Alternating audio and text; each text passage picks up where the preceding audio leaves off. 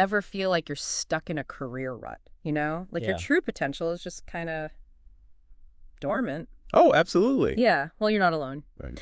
Today, we're diving into Desperta su potencia.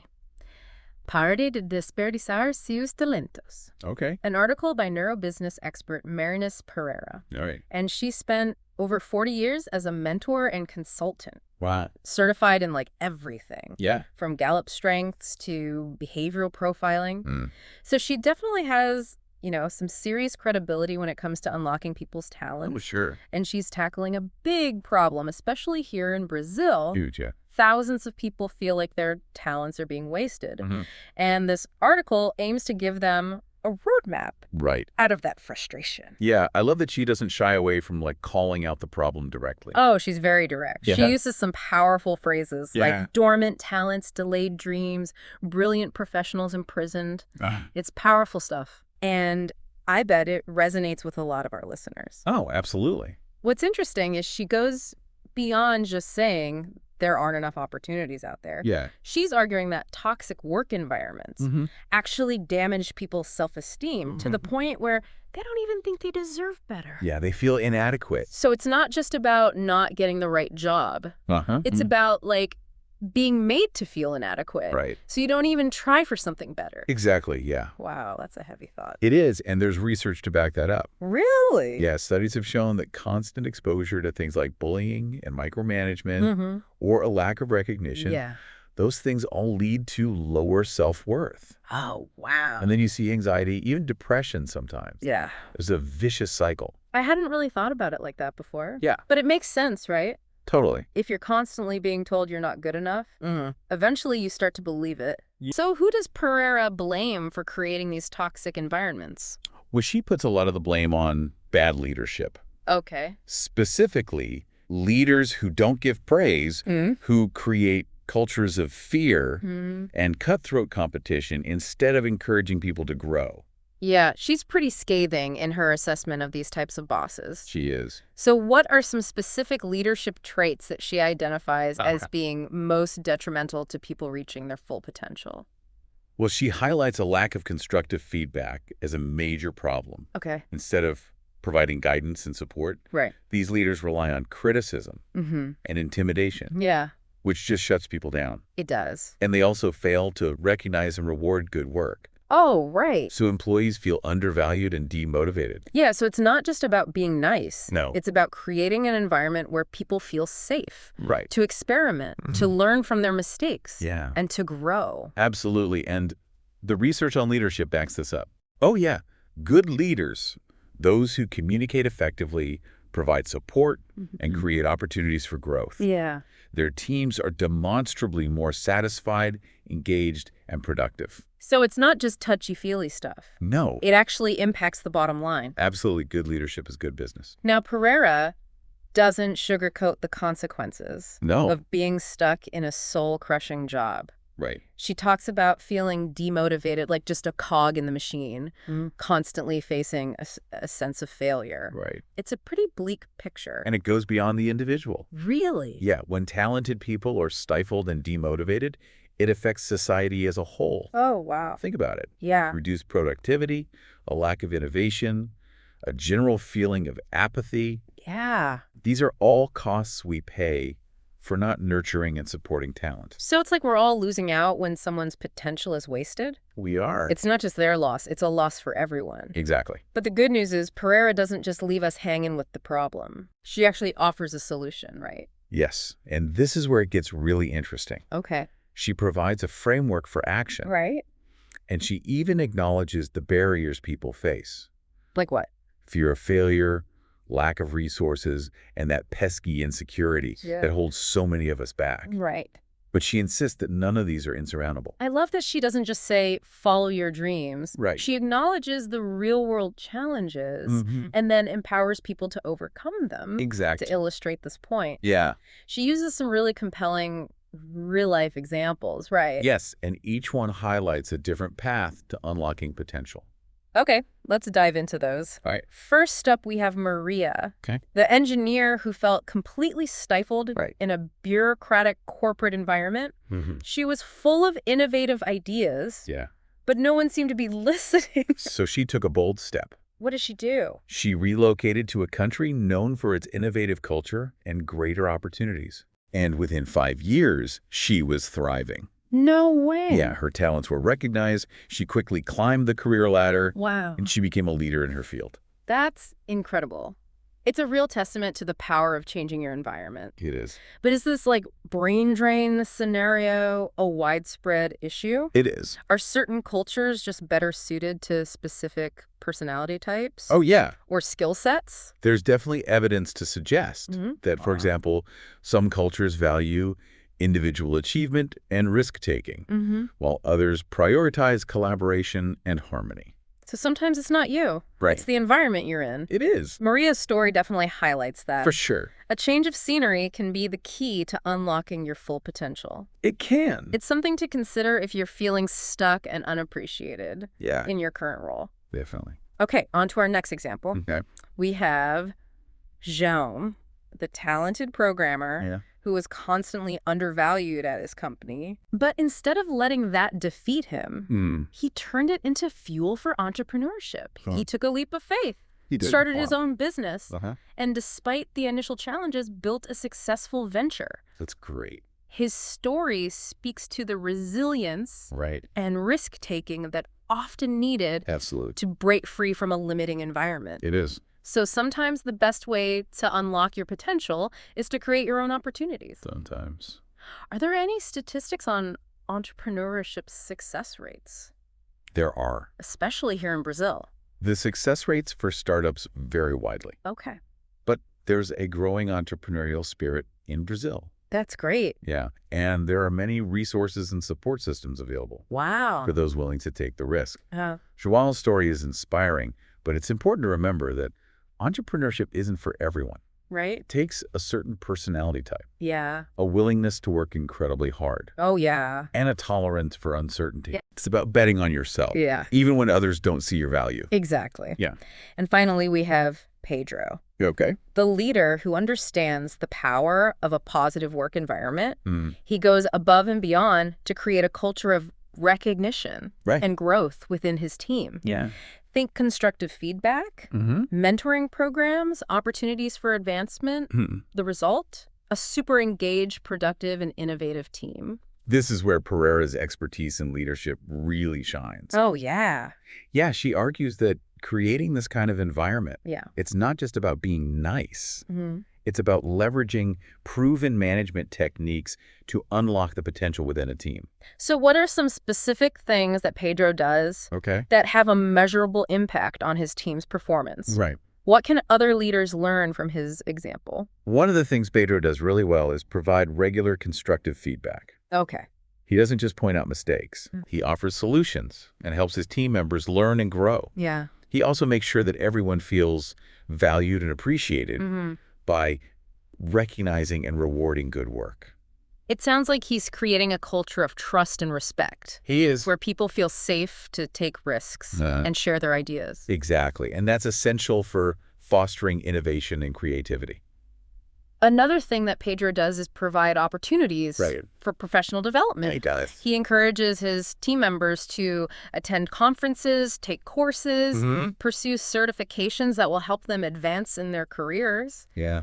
So he's not just investing in his team's current performance. Right. He's investing in their future growth. He is. That's a really smart strategy. It is, and it pays off in the long run. Does. When people feel like their leader is invested in their development, they're more likely to be loyal, engaged, and committed to the company's success. These examples are so inspiring. They are. But I'm sure many of our listeners are wondering, okay, that's great for them, but how do I actually unlock my potential? Well, that's what we'll explore in the next part of our deep dive. All right. Pereira provides a clear call to action with specific steps you can take to start moving toward a more fulfilling and successful career. Stay tuned. We'll be right back to break it all down. All right, we're back. Ready to dive into like the how-to portion of our deep dive. Yeah. So where does Pereira suggest we start on this journey of unlocking our potential? Well, she emphasizes the importance of self-assessment Okay. She urges us to take a long, hard look at ourselves and honestly evaluate our talents, our skills, and areas where we want to grow. So it's all about getting to know yourself, like figuring out what you're good at, what you enjoy doing, where you want to go. Exactly. But that can be tough, right? It can. Some people underestimate themselves, while others just kind of have this vague idea that they want, like, something more. Right. But they can't quite pinpoint what that something more is. That's where, like, using a structured approach can be helpful. Yeah. One tool Pereira recommends is the SWOT analysis. Okay. Strengths, weaknesses, opportunities, and threats. Oh, yeah. I love SWOT analysis. Yeah. It's a simple but effective way to get a clear picture of where you stand and where you want to go. It forces you to think critically about yourself and your career goals. Right. Both the good and the bad. Exactly. What other tools does she suggest? She also mentions the Johari window. Okay. Which is a really interesting technique for understanding how you see yourself versus how others perceive you. Interesting. Yeah. It's based on this idea that there are things we know about ourselves that others don't, and vice versa. Yeah. And then there's also a blind spot. Oh. Things that other people see in us that we're completely unaware of. Okay, that sounds fascinating. It is. How does the Johari window actually work? So it involves creating a 4-quadrant grid. Okay. Where you and others provide feedback on your personality traits, skills, or behaviors. Okay.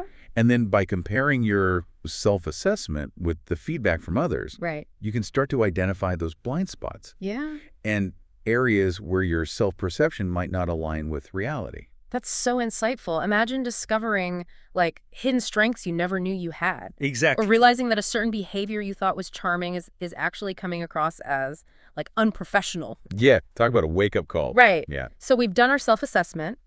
We have a better understanding of ourselves and our goals. Right. What's next on Pereira's roadmap? So she stresses the importance of setting clear goals. Okay. And then, this is key, creating an action plan to achieve them. So it's not enough to just dream about a better future. You have to have a strategy. You do. Because a goal without a plan is just a wish, right? Exactly. What specific strategies does Pereira recommend for setting goals that actually work? Well, she's a big advocate for SMART goals. Specific, measurable, achievable, relevant, and time-bound. Yes, the SMART goals. Yeah. It's such a classic framework. It is. But it's so effective because it forces you to be clear and intentional about what you want to achieve. Exactly. Instead of saying, I want to be more successful. Right. A SMART goal would be something like, I want to land a management position in the tech industry within the next 2 years. Yeah, that's specific, measurable, achievable, relevant to your field, and it has a clear deadline. Okay, so we've got our SMART goals. But even those can feel kind of overwhelming sometimes. They can? Any tips for making that journey feel less daunting? Well, Pereira suggests breaking down those big goals into smaller, more manageable steps. Right. This makes the whole process feel less intimidating. Right. And allows you to celebrate those smaller victories along the way. Yeah. Which helps to keep you motivated. It's like that saying, how do you eat an elephant? One bite at a time. Exactly. It's all about making progress one step at a time. So we've done our self-assessment. Right. We've set our SMART goals, and we've broken them down into bite-sized chunks. Right. What else does Pereira recommend? Well, she's a big believer in the power of networking. Okay. She encourages you to connect with people in your field, attend workshops, join online groups, basically put yourself out there and build relationships. Yeah, networking can be so intimidating. But it can. Any tips for making it feel less scary and more effective? Well, it's all about finding the right approach for you. Okay. Some people thrive in large social settings, right, while others prefer to connect one-on-one. Mm-hmm. The key is to identify your comfort zone and then find ways to, like, push yourself slightly beyond it. Right. You can start by attending industry events or joining online communities that align with your interests. I find that focusing on building genuine connections really helps to take the pressure off. It's not about collecting business cards or trying to, like, impress people. It's about having conversations, sharing ideas, learning from others. Exactly. And you never know what opportunities might arise from simply talking to people. Right. And being open to new possibilities. And if we connect this back to Pereira's emphasis on self-awareness, knowing your strengths and interests can help you target your networking efforts more effectively. Absolutely. For example, if you're a software developer who's passionate about AI, You might join an online forum dedicated to AI development. Okay. Or attend a conference on machine learning. So we've got our SMART goals. Yeah. We've got our networking plan in place. Right. What else does Pereira recommend? Well, she highlights the importance of finding a mentor. Okay. Having an experienced guide who can offer advice, share their insights, right, and help you navigate the challenges of your career can be invaluable. Yeah, mentorship is such a powerful concept. It is. But finding a good mentor can be tough. It can. Where do you even start? Well, Pereira suggests looking to people you admire in your field. Think about former professors, colleagues you respect, even people you've connected with online. Yeah. Don't be afraid to reach out and ask for advice or informational interviews. Okay. So let's say I've identified someone I'd love to have as a mentor. Right. What's the best way to approach them? Should I just slide into their DMs with a, hey, want to be my mentor? Well, maybe not that directly. Remember, mentorship is a two-way street. Mm-hmm. It's about mutual respect and shared learning. Right. Start by expressing your admiration for their work. Okay. And explaining why you think they would be a valuable mentor. So it's about highlighting what you can offer as well as what you hope to gain. Exactly. And be specific about your goals and the areas where you're seeking guidance. Mm-hmm. Don't be afraid to share your challenges and ask for help. And what about those times when you feel like you're hitting a wall? Yeah. Like you're just not making progress towards your goals? Well, Pereira reminds us that the journey to unlocking our potential is not always easy. Right. There will be challenges, setbacks, and moments of self-doubt. Yeah, for sure. But it's important to remember that those are all part of the process. So it's not about avoiding failure. Right. It's about learning from it. Mm-hmm. And using it as fuel to keep moving forward. Exactly. And this is where having a supportive network, including mentors, can be so helpful. Mm. They can offer encouragement, guidance, and a fresh perspective when you need it most. Okay, so we've covered a lot of ground here. We have. We've talked about self-assessment, setting SMART goals, right, creating an action plan, networking, finding a mentor.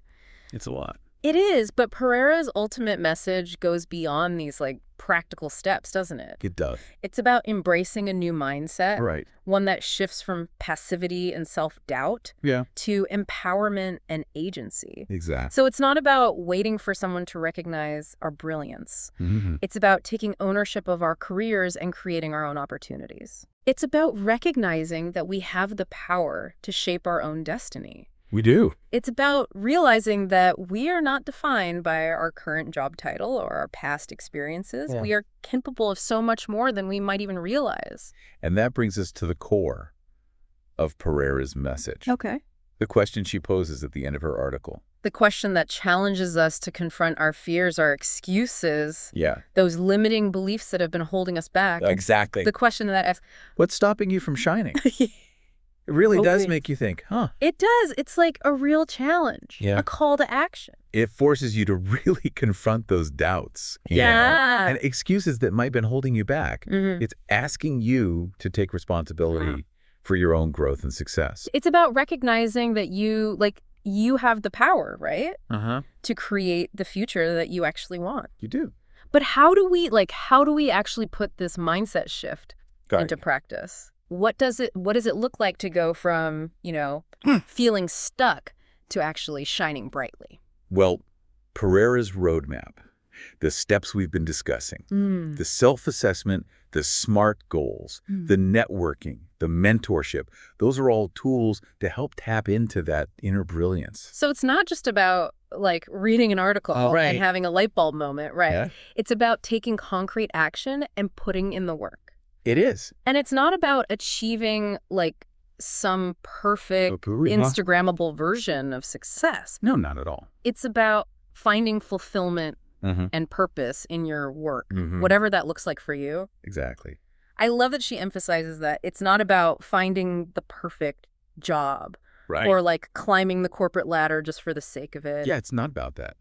It's about aligning your work with your talents and your passions. Yeah. So you can actually experience that sense of satisfaction and meaning. And that's what really resonated with me about this article. Yeah. It's not just about career advice. It's almost a philosophy of life. It's about recognizing your own worth, and using your unique gifts to make a positive impact on the world. It's about realizing that we all have something to offer. We do. And that our contributions actually matter. They do. And it's about, supporting each other on this journey. Absolutely. We can all learn from each other's experiences, offer encouragement, and celebrate each other's successes. It's about building each other up. Yeah. Not tearing each other down.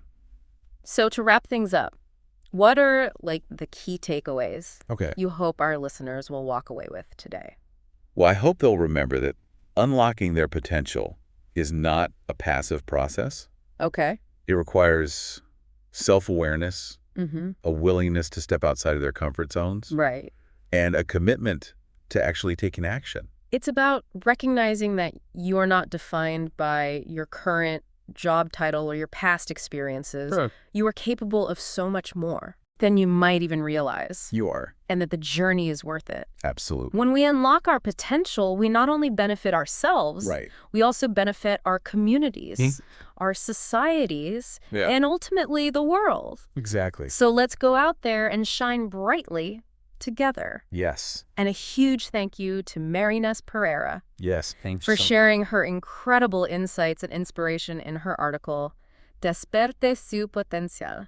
Pare de desperdiciar sus talentos. Great article. We'll be sure to include a link in the show notes so you can check it out for yourself. Awesome. And until next time, keep learning, keep growing, and keep shining. See you next time.